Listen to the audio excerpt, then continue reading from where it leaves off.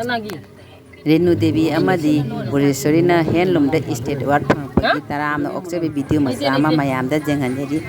asi video se mayam like share and subscribe tawbiyu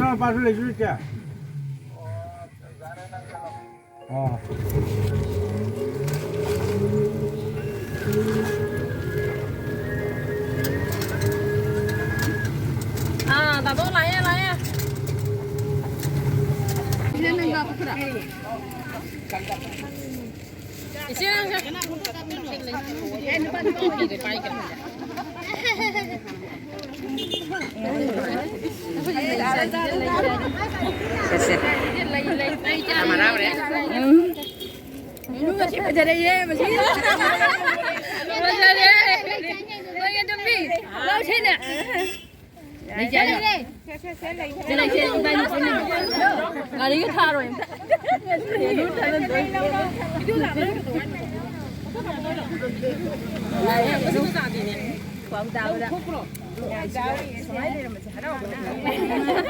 Nana harawa ito makoy lady mi mayam se.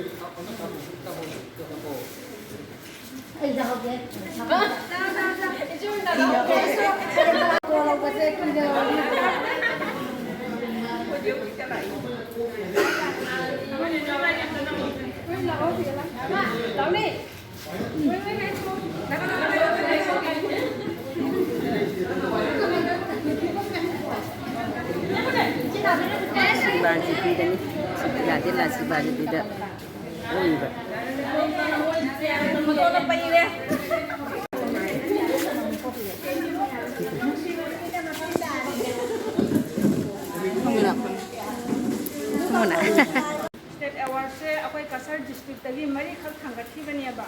mari khak thangat pasida akwai ani khak select tawre amana Bojesori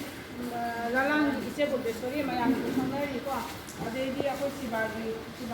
ni se denula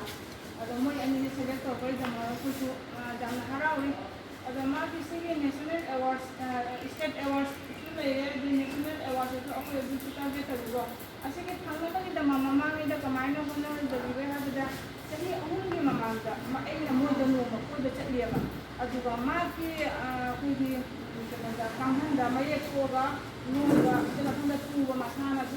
mo to ba de mo ba pi da ka lo ko ga che na ma ma dolamba adu masana kutta da ko no ni sunche suna kunga da lon da na te ma ki kutta to ba lon da ne ba aduga aina khalle ba ma ke kamaina to sige na khalle ina no ma de na nge ma de se no no certificate thanga ba ina ꯑꯗ ꯃꯥ ꯁꯥꯔꯇꯤꯐꯤꯀꯦꯠꯇꯤ ꯂꯩꯇꯦꯅꯦ ꯄꯤꯌꯥꯂꯛꯀꯤꯅ ꯁꯨꯃꯥꯏꯅ ꯍꯥꯏꯗꯣꯛꯅꯕ ꯑꯗꯨꯗꯒꯤ ꯃꯥꯁꯦ ꯑꯩꯈꯣꯏꯒꯤ ꯁꯤꯂꯩꯃꯁꯦ ꯑꯩꯈꯣꯏ ꯁꯦꯝꯃꯦ ꯁꯤꯂꯩꯃꯁꯦ ꯁꯦꯝꯕ ꯃꯇꯨꯡꯗ ꯑꯩꯈꯣꯏ ꯁꯤꯂꯩꯃꯁꯦ ꯑꯩꯈꯣꯏ ꯔꯦꯖꯤꯁꯇ꯭ꯔꯦꯁꯟ ꯑꯣꯏꯅ ꯈꯣꯠꯇꯅ ꯂꯣꯏꯔꯦꯀꯣ ꯑꯗꯨꯒꯤ ꯃꯇꯨꯡꯗ ꯅꯕꯥꯔꯠꯀꯤ ꯃꯈꯥꯗ ꯑꯩꯈꯣꯏ CFC ꯁꯦꯟꯇꯔꯁꯦ ꯍꯥꯟꯅ CFC ꯁꯦꯟꯇꯔꯁꯤꯗ ꯑꯩꯈꯣꯏ ꯇ꯭ꯔꯦꯅꯤꯡ ꯑꯅꯤꯔꯛ ꯑꯍꯨꯝꯂꯛ ꯂꯥꯛꯈꯤꯗꯅ ꯑꯁꯤꯒꯤꯁꯤꯗ ꯑꯩ ꯃꯥꯁꯦ ꯈꯔꯗꯤ ꯍꯥꯔꯠ ꯕꯤꯠꯇꯤ ꯁꯦꯝꯃꯤꯅ ꯃꯥꯁꯦ ꯑꯩꯈꯣꯏꯒꯤ ꯁꯤꯒꯨꯝꯕ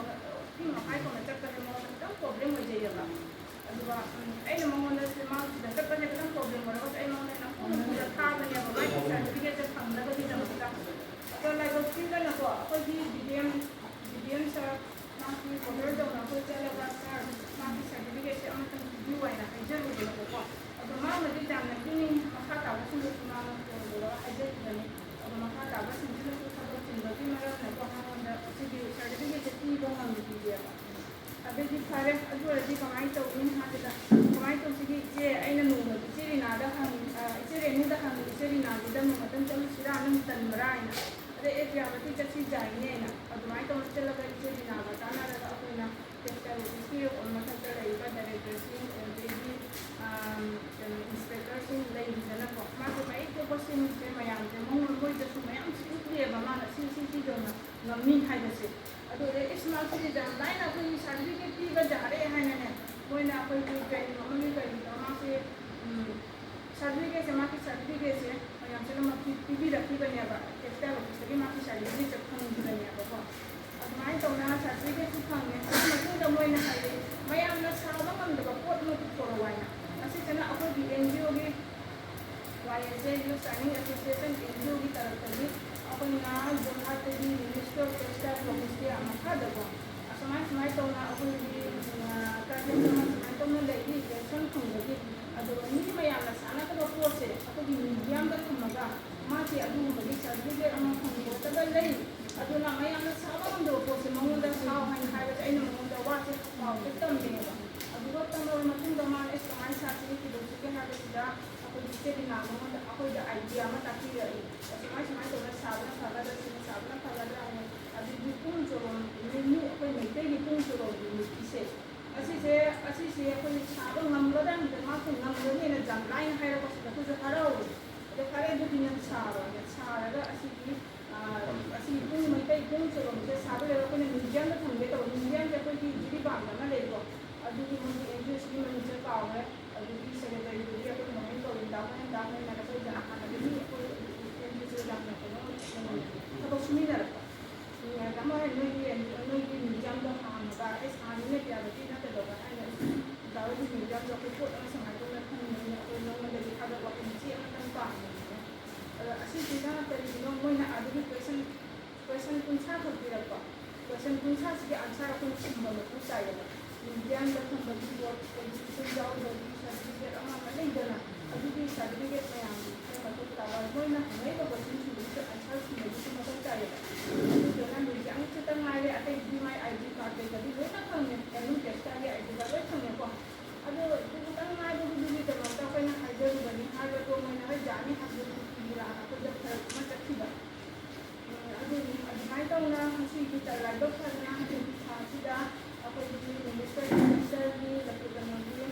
सिजदा लेबा अखोइगी जेनगी एलिना मैडमना अखोइगी एनजीओ ऑफिसर सेक्रेटरी अखोइगी दानि कुमारदको कुमारदा पाउ हाइरगा कुमारन दा पाउ जोरगा इसे रेजिस्टर जोरगा मा कसुनते अखोइगी मनि सुनदा फरा या बेचे बोलिसोरी साइते बोलिसोरी सन हमने तान हिजरा अदु रोगो अखोइना ने मासे नंबर मासी जरिबदो आमो लेना जों तो बजादे खाद बजादे नंगो कोना पाइ तो बनेबा अब कोई जथोदी एतना कोई किसी वो बजादे ने तो मंगो सुखर तसले अब ये पर मयाम जन हाइजन ने सिदा माकी पोसे बहुत खाद बनेबा तो मेमोरी इसे रेनू इसे बोजेसोरी अदुगी इसे करे सारा इसे तो मनुदो बसंती आदे अमना कोई इबो चापेल लता ममा लगा दिखानी मोन मोर मरी थागी बसिदा ला दखन मोर अनि खलकसे अदुगा अखोइगी कोनासी वना सिदा दुगी चतुनते लकिपुल की सुनते अखोइगी परागली वना कोइ अनि सिना नेशनल अवार्ड से पूरा पड़ना असिगी सिदा मते सु अते मखा ताबो अनि लाइब्रेरी मका सिदा कोइ जी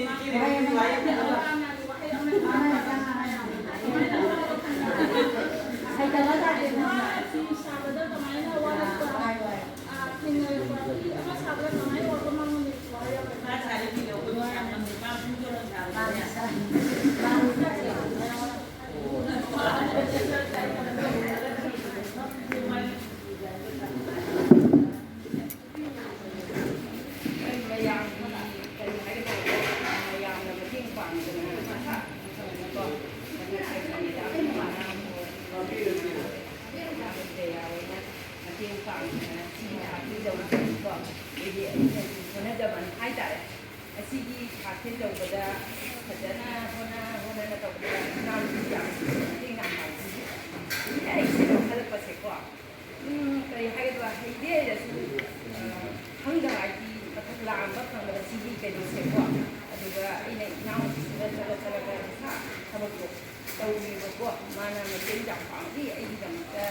เราว่าดีกว่าเลยวันง่ายใครจะเลยเสียสละก็ได้ที่เป็นว่าที่เขาแบบที่เขาแบบเดิมงานเขาแล้วก็เดือนทำอะไรกันที่จังเราวิ่งกันเลยกว่าว่าไม่ตรงนะเนี่ยเราก็ถูกนี้กว่า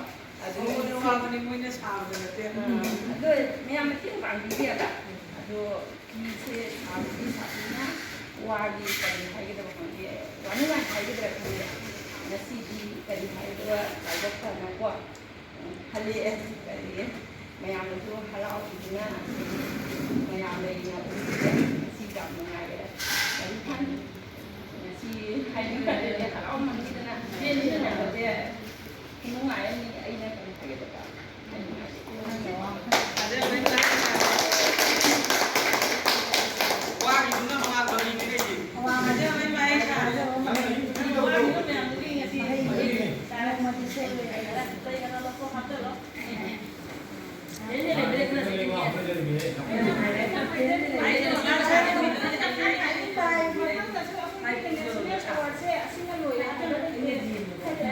Kan ka sungam na ngam na bakan hang na.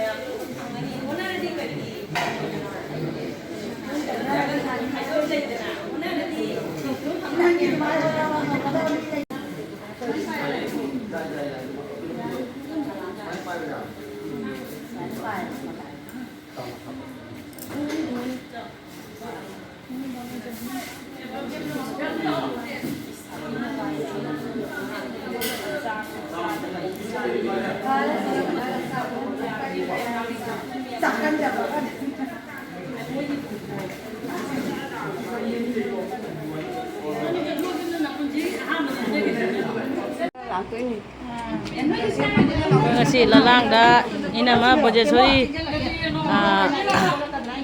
lalang di bagi state award fangakpa gi welcome oklak pak se ini mah Bojesori se ini mah Bojesori se mai jum dah laga koi oirim maksudnya hu aja nggak? Anh aja dulu video udah lorong jangan kan aja loh. Lalang gitu. Koi Assam dah kasar state ki oina handloom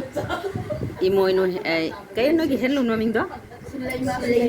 Silai me handloom da state level ki oina aku ki medamani khale I adu da lalang isina.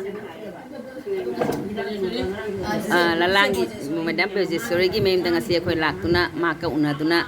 asa thak sa dana khoi lo jare ji khoi lage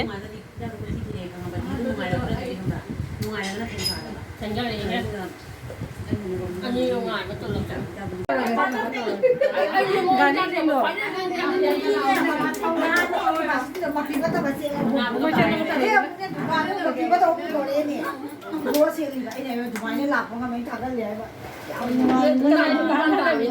Cái này dukan này không dukan. Thì này mấy dukan nó hùng đen na. Hàn lao cái bùa nó hùng vậy. Thật sự là khó mình mua rồi. Cho nên bây giờ phát triển. Ai khôi không phải cái gì. khoi hal lage ko madam Mending ngekai.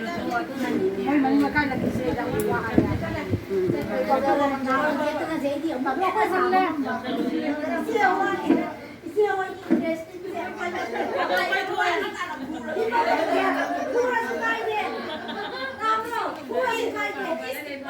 cho kênh Ghiền Mì Gõ để không bỏ lỡ những video hấp dẫn. Kaya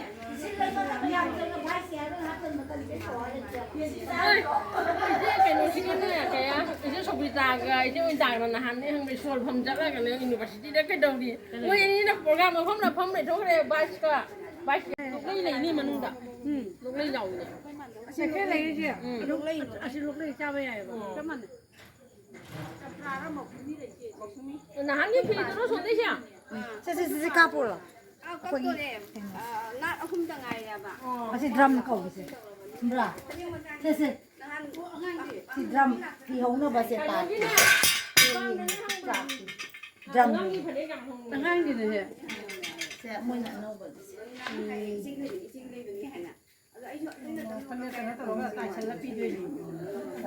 အစီလူမနီနော်အကြီးလူမနဲ့တည်းခနေမစားဘုရားခနေစီမ အဲ့ဒီဘာတော့ဟုတ်တယ်ဗျမရိုင်းတဲ့နဲ့我们接了个呢，大一点的啊，ညာနေရ 这ဟုတ်တယ်ဗျ မရတဲ့အနုကလေးလိုင်းကြောက်တော့အစီတိပတ်တယ်အတားမလေးဟုတ်တယ်ပတ်တယ် ဟောဒီမပန်တပါ အဲ့ဘာနေရတော့ဒီအဲ့ဒီမွေးကြည့်စုံတော့ပြီးတယ် အပန်လေးကိုတနည်းနဲ့ကတော့ရှိပါတယ်ဒီစက်ချီရတယ်ဟိုတော့ဝယ်လိုက်ခငါပါ